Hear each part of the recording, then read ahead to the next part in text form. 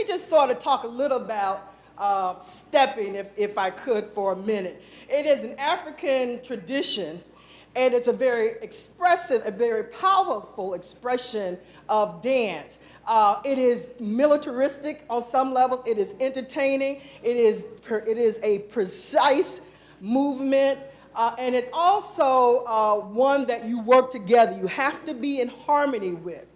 This type of event, this type of expression of dance teaches our children about commitment, teaches our children about working together, teaching our children about helping each other. And that's what you're going to see this evening. You're going to see the steppers, the crystals, and the gems to form in unison. They're going to present themselves very powerfully, and I think that we're going to be in for a treat. So why don't we just welcome them here to the podium and really watch this treat. Thank you very much.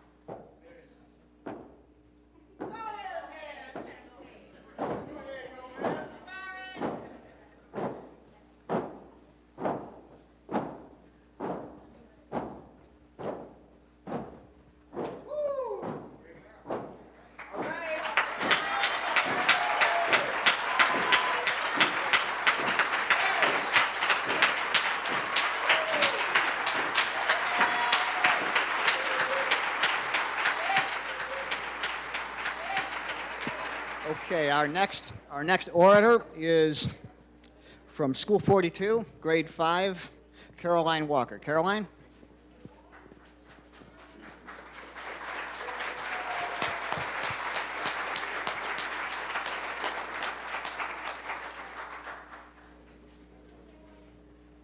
evening, members of the board, Superintendent Rivera, ladies and gentlemen.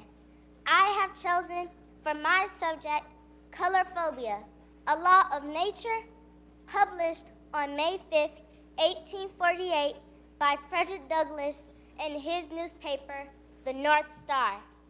Prejudice against color? Pray tell us what color? Black, brown, copper color, yellow, tawny, or olive? Native Americans of all these colors everywhere experience hourly indignities at the hands of persons claiming to be white. Now, is all this for color's sake? If so, which of these colors excite such commotion? Is it black? When did they begin to be so horrified at black? Was it before black stocks came into fashion? Black coats, black hats, black walking canes, black reticules, black umbrellas, black walnut tables, black ebony picture frames and sculptural decorations, black eyes, hair, and whiskers, bright black shoes, and glossy black horses? How this American color phobia would have lashed itself into a foam at the sight of the celebrated black goddess, Diana of Ephesus. How it would have gnashed upon the old statue and hacked away at it out of sheer spite at its color. What exemplary havoc it would have made of the most celebrated statues of antiquity. Forsooth, they were black. Their color would have been their doom.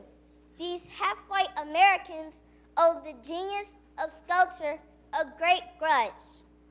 By the way, it would be well for Marshall and other European sculptors to keep a keen lookout upon all Americans visiting their collections.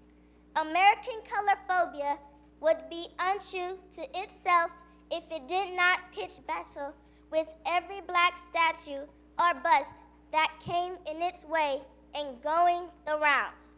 A black Apollo, whatever the symmetry of its proportions, the majesty of its attitude, or the divinity of its air, would meet with great good fortune if it escaped mutilation at its hands. But stop!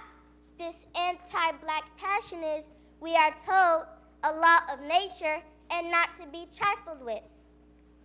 Prejudice against color, a law of nature? Forsooth, what a sinner against nature old Homer was.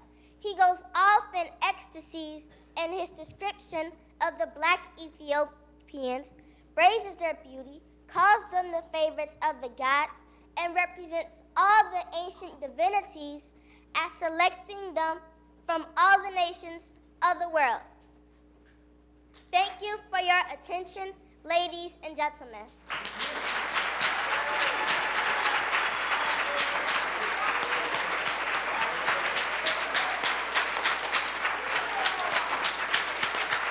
Tonight, I'd like to present the second award, which goes to Carolyn Walker for coming in second place in Washington, D.C. And I'd like to present that to her now. Come up, Carolyn.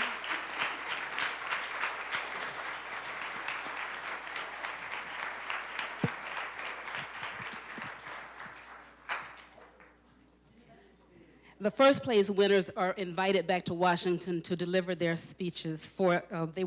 Went back for Frederick Douglass's 188th birthday celebration and program.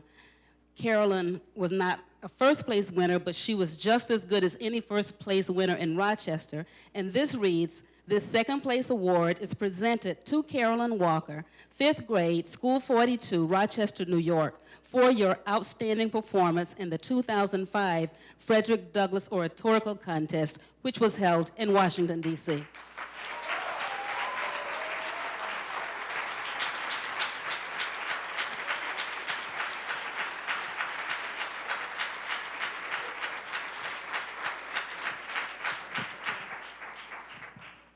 Carolyn also received a certificate and a